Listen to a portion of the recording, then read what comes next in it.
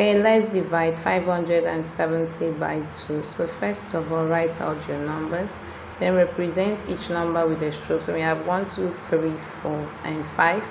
Since we are dividing by 2, we are going to group in twos. Then the remainder is remaining 1. You carry it, add it to the next number, it becomes 17. We count out 17 strokes. So we have there 17 strokes.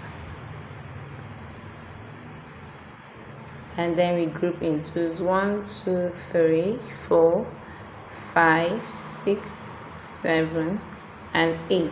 It remains 1. You carry it, add it to the next number, it becomes 10. We count out 10 strokes. So we have 1, 2, 3, 4, 5, 6, 7, 8, 9, 10.